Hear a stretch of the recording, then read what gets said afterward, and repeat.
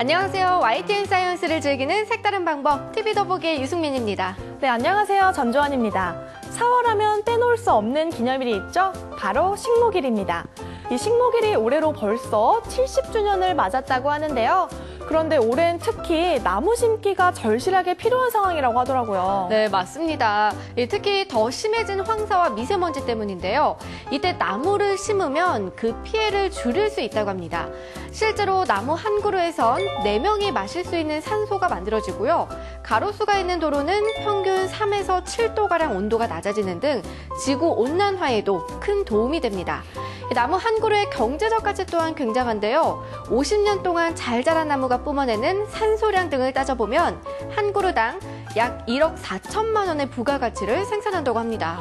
와, 이 생각보다 나무의 역할이 굉장히 큰 것 같은데요. 환경보호는 물론 우리들의 건강을 지키기 위해서라도 나무 심기만큼 필요한 일이 없는 것 같습니다. 네, 또 4월은 나무가 자라기에 최적의 환경이라고 하니까요.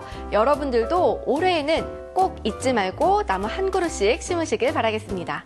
네, 그럼 오늘 TV 더보기도 본격적으로 시작해 볼 텐데요. 먼저 어떤 프로그램들이 준비되어 있는지 확인부터 해봐야겠죠? 오늘의 하이라이트 지금 시작합니다. YTN 사이언스를 즐기는 색다른 방법, 오늘의 TV 더보기를 소개합니다. 첫 번째 코너 전격 해부에서는 다양하고 복잡한 과학 분야를 쉽고 유쾌하게 볼 수 있는 과학 강연 프로그램 사과나무의 감상 포인트를 분석해봅니다.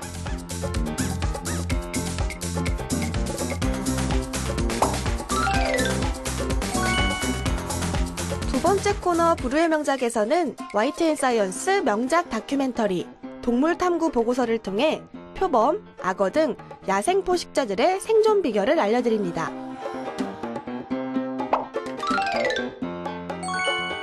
세 번째 코너 비교 분석 과학 대 과학. 이번 주 주제는 주방 가전인데요. 간편하게 밥을 만들어주는 전기밥솥과 어떤 요리든 빠르게 조리해주는 전자레인지를 비교 분석해봅니다.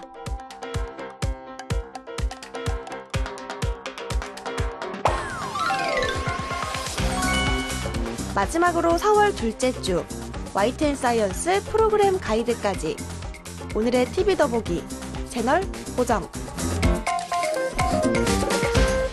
네, 오늘도 역시나 재밌는 과학 이야기가 풍성하게 준비되어 있는데요. 그럼 첫 번째 코너부터 소개해야겠죠? 네, 현재 방영 중인 프로그램을 집중 분석해보는 코너 전격 해부 시간입니다.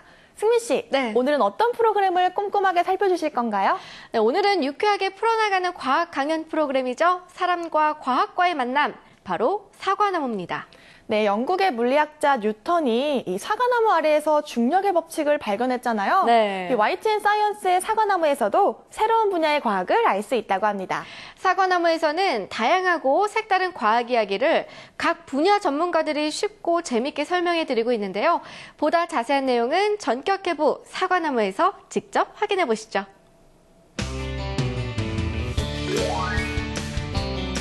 물리학, 지구과학, 생물학, 천문학 등등 과학에는 다양한 분야가 존재합니다. 그리고 각 분야 안에서도 굉장히 세분화되어 있죠. 그런데 세상에 존재하는 과학을 두루 섭렵할 수 있는 방법이 있습니다. 바로 사과나무에 그 해답이 있는데요. 사람과 과학의 멋진 만남, 본격 과학 강연 프로그램 사과나무를 전격 해부해봅니다.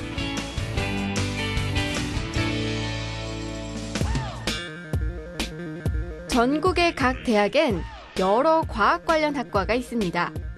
물리학과와 기계공학과 같은 전통적인 학과부터 기생충학과나 시스템 생물학과 같은 신생학과들도 있는데요. 이처럼 다양한 학과들의 교수님들을 한자리에서 만나볼 수 있는 곳, 바로 사과나무입니다. 사과나무의 첫 번째 감상 포인트, 한 분야의 정통한 과학 전문가들을 만나볼 수 있습니다. 과학 강연 프로그램인 만큼 사과나무에선 매주 주제에 맞는 강연자들이 나오는데요. 그중엔 교수님들은 물론 다양한 분야의 연구원들이 강연 무대에 섭니다. 그리고 자신의 전문 분야에 대해 쉽고 유쾌하게 설명해 주는데요.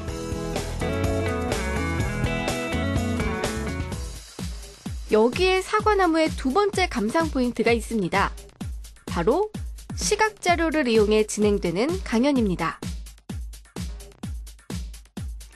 큰 바위를 땀을 뻘뻘 흘리면서 밀고 있는데 그 바위가 전혀 움직이지 않았다면 어떤 내용을 설명할 때 100마디 말보다 한 장의 그림이 더 효과적일 때가 있는데요. 특히나 내용이 복잡한 과학 분야 같은 경우 시각 자료는 필수나 마찬가지입니다. 만들어져서 진행을 합니다. 그래서 만나서 저렇게 복잡한 무늬를 만들게 되는데요. 듀얼폰에서도 이제 가장자리의 모양. 그래서 사과나무 강연자들은 사진은 물론 동영상을 통해 시청자들의 이해를 돕는데요. 오른쪽 하단에 보시면 이런 시각적인 자료는 자칫 어렵다 느낄 수 있는 내용을 쉽게 전달해 줍니다.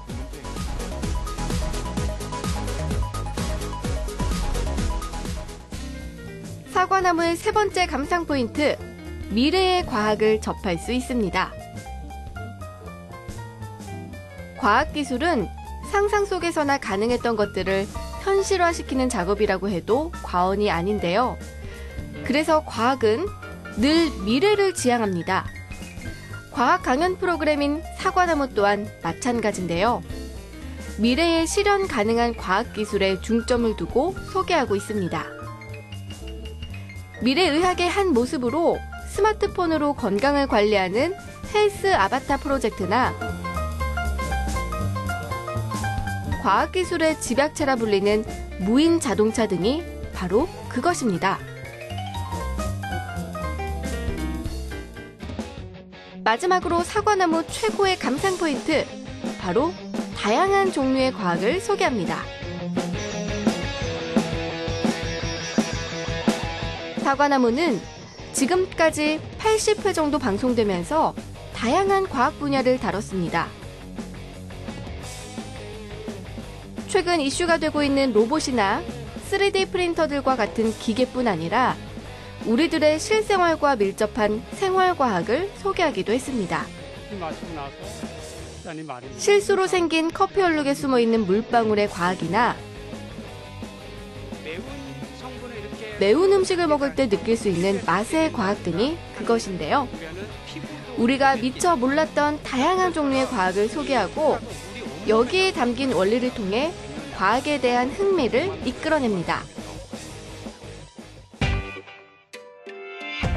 다소 딱딱하게 느껴졌던 과학을 재미난 소재와 전문가의 맛깔스러운 강연으로 쉽게 풀어주는 사과나무.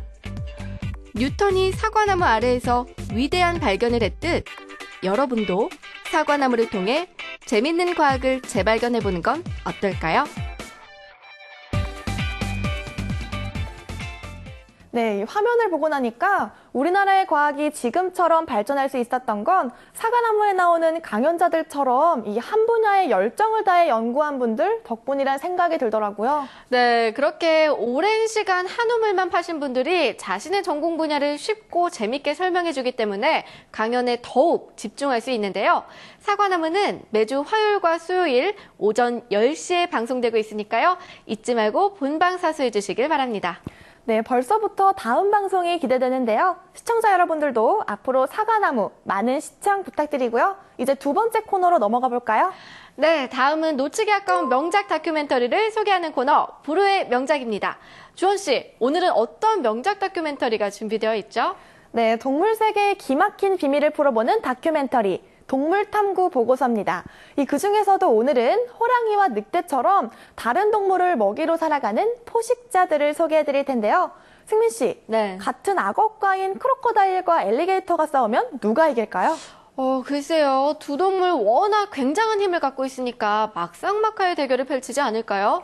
네, 물론 그렇겠지만 두 동물의 신체적 조건들을 따져보면 조금 더 우수한 쪽이 있다고 합니다. 이 크로커다일과 엘리게이터의 가상 대결, 그 결과는 오늘의 불후의 명작 다큐멘터리 동물탐구 보고서에서 알려드리겠습니다. 네, 생각만 해도 무시무시한 두 동물이 싸운다면 과연 누가 이길지 오늘 불후의 명작도 기대해 보겠습니다. 이어서 세 번째 코너죠. 하나의 주제를 가지고 두 가지 과학 원리를 비교하고 분석해보는 비교 분석 과학대 과학 시간입니다. 주원 씨, 오늘 비교 분석 과학대 과학 주제 좀 소개해 주세요. 네, 오늘 비교 분석 과학대 과학에서 다룰 주제는 음식을 만들 때 꼭 필요한 주방 가전인데요.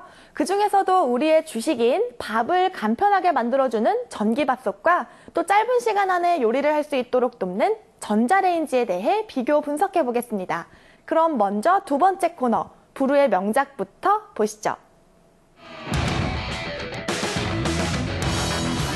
다른 동물들을 먹이로 살아가는 야생의 포식자들. 이들은 자신의 영역을 지키려는 본능이 있습니다. 그리고 오로지 하나의 목적으로 살아가죠. 바로 생존입니다.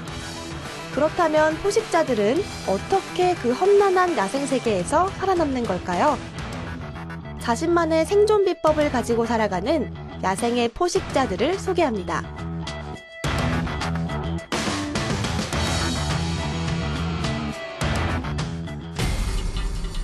먼저 방울 소리를 내며 먹이를 압박하는 방울뱀입니다. 방울뱀은 바로 송곳니에서 흘러나오는 독을 무기로 먹이를 공격하는데요. 마치 독약주사와 같은 이 송곳니에 한번 물리면 그 어떤 동물도 생명을 유지하기 어렵습니다. 다음은 밤마다 서글픈 울음소리를 내는 늑대입니다. 늑대의 울음소리는 약 90데시벨. 드릴 소리에 버금가는 소리로 약 10km 거리에서도 들릴 정도죠.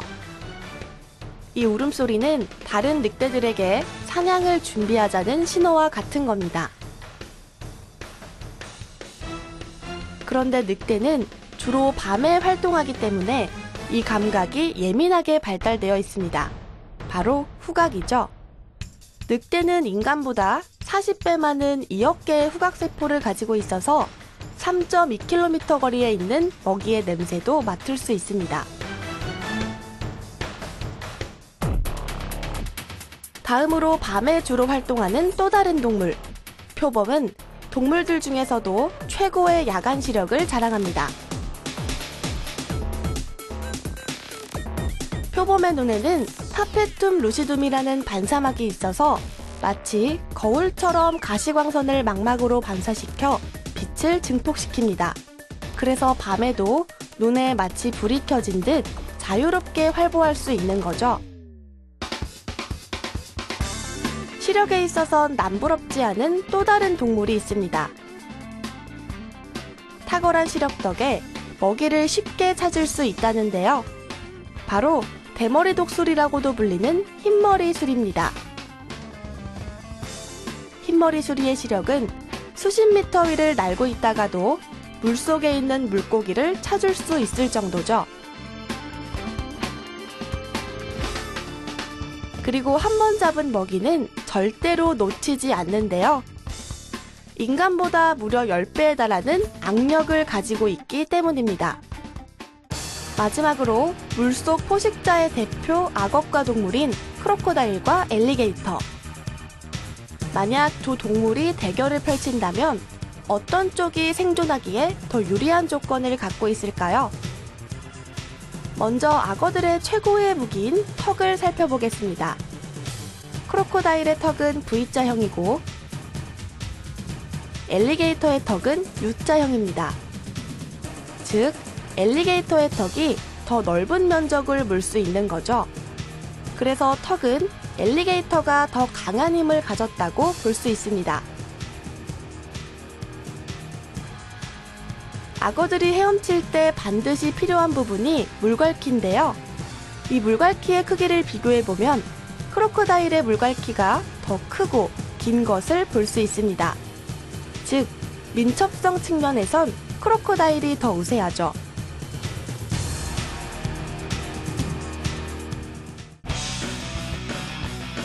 마지막으로 방어력을 살펴볼 텐데요. 크로코다일과 엘리게이터 모두 뼈 피부라 불리는 오스테오덤이 온 몸을 보호하고 있습니다. 그런데 두 동물을 나란히 비교해보면 크로코다일의 오스테오덤이 좀 더 많습니다. 방어력은 크로코다일이 더 세다고 볼 수 있죠. 결국 결과를 종합해보면 엘리게이터보다 크로커다일이 더 유리한 생존 조건을 가지고 있습니다.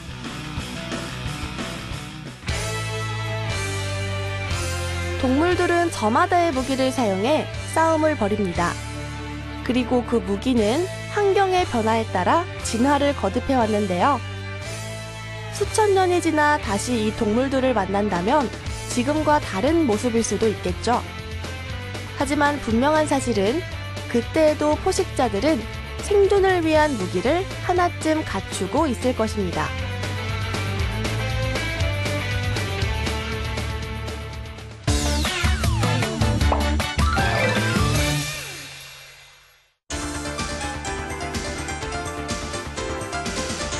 우리 주방에서 없어서는 안 될 주방 가전들. 요즘엔 요리를 쉽고 간편하게 해주는 다양한 가전제품들이 출시되어 있는데요. 오늘 비교분석 과학대 과학의 주제가 바로 주방 가전입니다. 그 중에서도 간편하게 밥을 지어주는 전기밥솥과 어떤 요리든 빠르게 조리해주는 전자레인지를 비교 분석해봅니다.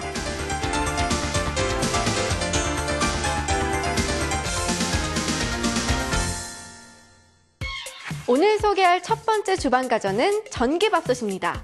예로부터 우리 조상들은 가마솥으로 밥을 지어 먹었는데요.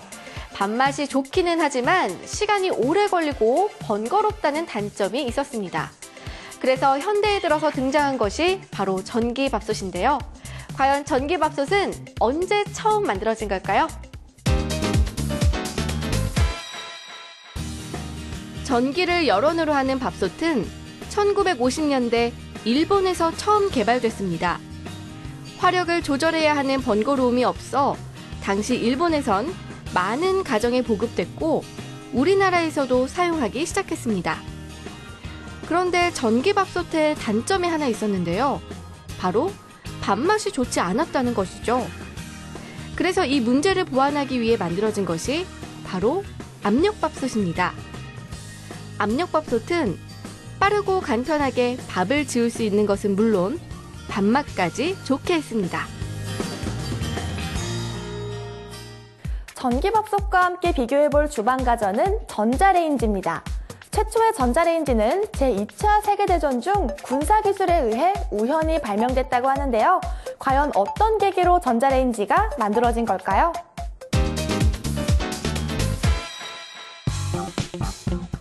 제2차 세계대전 당시 미국의 군용무기 연구가였던 퍼시 스펜서.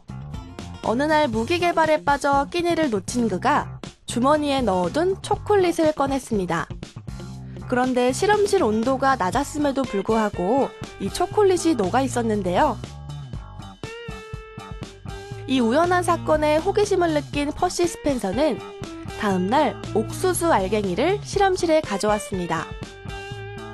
그리고 거짓말 같은 일을 직접 목격하게 되죠. 실험실에 둔 옥수수 알갱이가 조금씩 부풀어 오르더니 순식간에 팝콘이 된 겁니다. 결국 그는 적국의 비행기를 감시하는 데 쓰였던 마이크로파가 음식 조리에도 쓰일 수 있다는 사실을 알게 됐고 이 원리를 이용해 전자레인지를 만들어냅니다.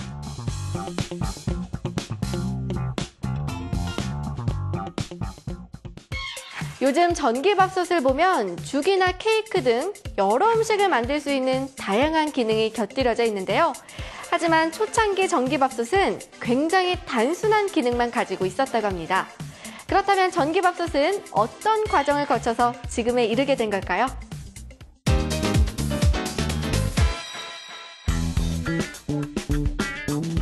초기의 전기밥솥은 보온 기능이 없이 취사만 할 수 있었습니다. 그래서 당시엔 밥을 한 후 보온만 할 수 있는 보온밥통이 따로 있었죠. 그 이후 기술의 발달로 취사와 보온을 함께 할 수 있는 전기 보온밥솥이 개발됐는데요. 여기에 밥맛을 좋게 하는 압력밥솥 기능이 더해져서 최근 가장 보편적으로 사용되는 전기 압력밥솥이 만들어집니다. 전기밥솥이 밥맛을 중시하는 한국인의 입맛에 따라 지금의 모습에 이르게 됐다면 이 전자레인지는 너무 비싼 가격 때문에 대중화되는데 시간이 걸렸다는데요. 1947년 이 전자레인지의 가격은 우리나라 돈으로 무려 3,500만 원이었다고 합니다. 그렇다면 당시 전자레인지는 어떤 모습이었을까요?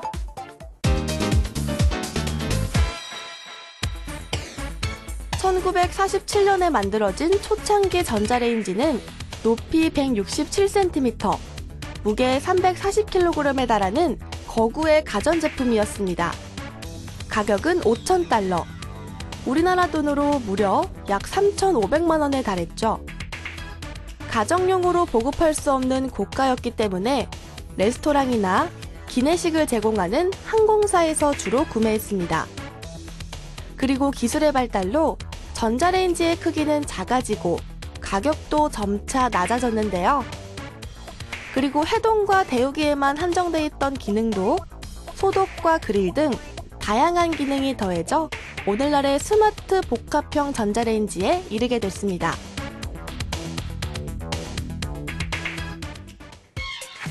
요즘 가장 보편적으로 사용하는 밥솥은 바로 전기 압력밥솥인데요. 그중에서도 가마솥의 원리를 이용한 IH 방식의 밥솥이 큰 인기를 끌고 있습니다. 그렇다면 IH 전기 압력밥솥은 어떤 원리로 맛있는 밥을 할 수 있는 걸까요?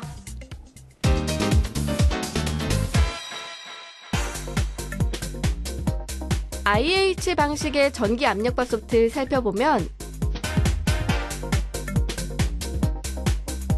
바깥쪽엔 스테인리스 솥을, 안쪽에는 알루미늄 솥을 볼 수 있습니다. 그리고 외부 솥의 바닥과 측면에는 전기 코일이 붙어 있는데요. 여기에 흐른 전류가 솥의 전기 저항에 의해 뜨거운 열 에너지로 전환되어 안쪽 솥 전체를 통으로 가열하게 됩니다. 이와 같은 가열 방식은 가마솥의 원리를 이용한 것인데요. 열을 입체적으로 전달했던 가마솥처럼 내부 솥 전체에 열을 전해 한층 맛있는 밥을 완성시키는 거죠. 전기압력밥솥이 가마솥에서 그 원리를 차용했다면 전자레인지는 어떤 원리로 단시간에 음식을 조리할 수 있는 걸까요? 자세한 내용은 화면으로 직접 확인해 보시죠.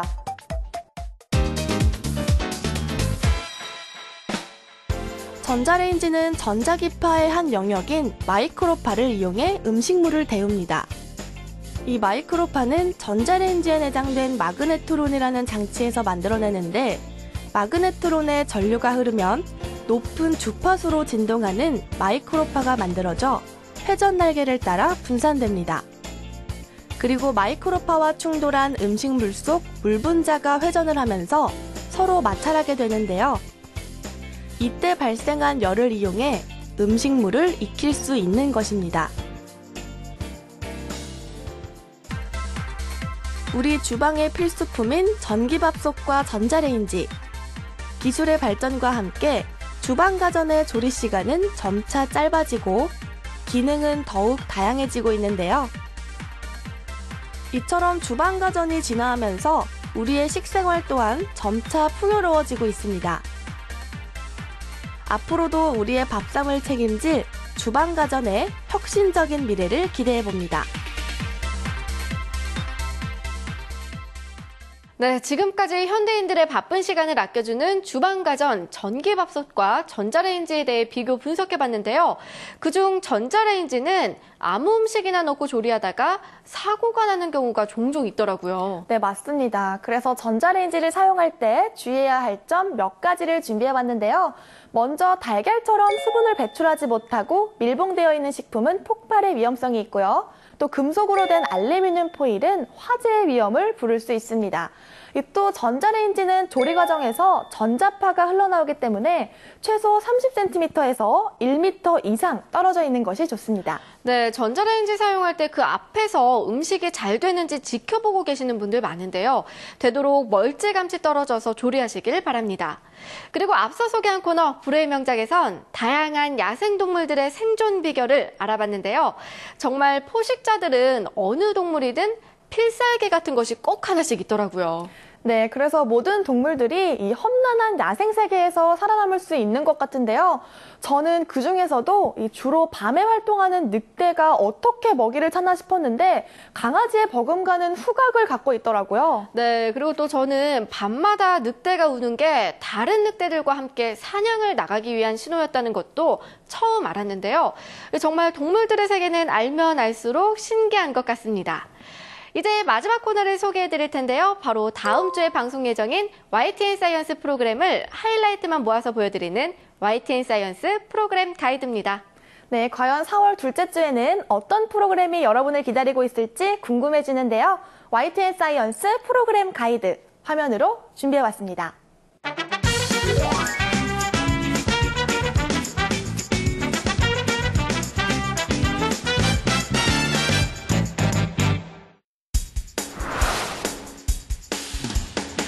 수학 교육에 대한 고민을 전문가와 함께 풀어보는 수학 콘서트 수다학.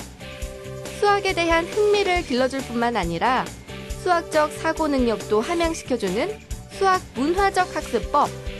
오전 10시 수다학에서 알려드립니다. 진정한 직업 정신은 무엇일까요? 극도의 작업 환경에서 일하는 사람들을 만나는 시간. 극한 직업이 오전 11시 30분에 방송됩니다. 실생활에서 접할 수 있는 과학은 물론 다양한 분야의 과학을 두루 섭렵할 수 있는 YTN 사이언스 다큐. 밤 12시 많은 시청 바랍니다.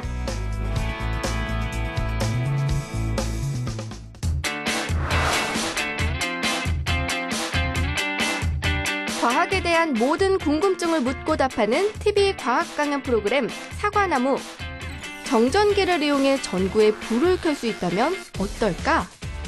다양한 적용이 가능한 차세대 에너지 수학 기술. 오전 10시 사과나무에서 확인해보세요. 세계 각국에서 개발하고 있는 각종 우주과학 기술의 현재를 소개하는 우주도전 프로젝트가 오전 1시에 방송됩니다.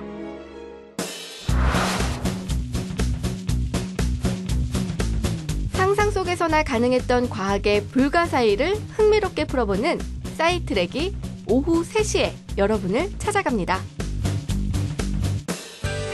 전 세계의 교민들을 통해 현지의 문화 체험을 해보는 시간. 글로벌 코리안이 밤 11시 40분에 방송됩니다.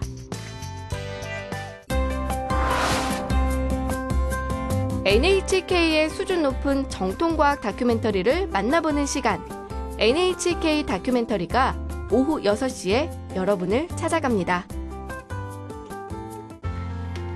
사진의 다양한 이야기를 담아내는 사진 강의 프로그램 찰칵찰칵 날씨 담기가 밤 11시 40분에 방송됩니다.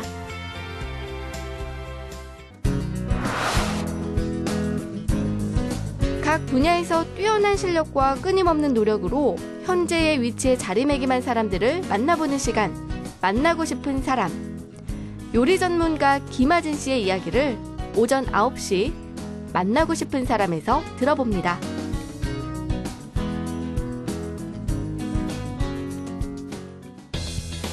슈퍼주니어의 팔방미인 려욱과 연예계의 정보통 이혜린 기자가 전해주는 대중문화 속 다양한 이야기. 오전 9시 45분 엔터K에서 만나보세요.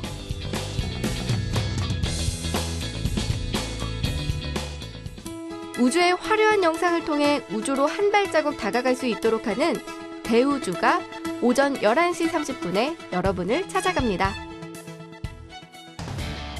미래를 이끌어갈 중학생들의 흥미진진한 퀴즈 배틀. 대한민국의 창의 인재를 발굴할 퀴즈 킹왕짱이 오후 8시에 방송됩니다. 네, 다음 주 방송도 역시나 유익한 프로그램들이 준비되어 있는데요. 4월 둘째 주에도 YTN 사이언스 프로그램 많이 기대해주세요. 네, 오늘도 벌써 마지막 인사를 드릴 시간이 됐습니다. 요즘 고령화 시대에 접어들면서 노화를 조금이라도 늦추려고 노력하는 분들 많죠. 그래서 노화를 막을 수 있는 몇 가지 팁을 알려드리고 오늘 이 시간 마칠까 하는데요. 평소에 헤드폰을 1시간 이상 사용하지 않는 게 좋고요. 또 하루 7시간에서 8시간 정도의 취침 시간이 가장 적당하다고 합니다. 또 장수의 가장 기본적인 덕목이죠. 바로 하루 3끼를 소식하는 건데요. 사소하지만 이런 습관들이 노화를 늦추는 기본 덕목이라고 하니까요. 참고하시면 좋을 것 같습니다. 네, 그럼 다음 주까지 활기찬 한 주 보내시고요. 저희는 다음 시간에 더 알찬 프로그램 들고 찾아뵙겠습니다. 지금까지 TV 더보기의 유승민, 전주원이었습니다. 감사합니다.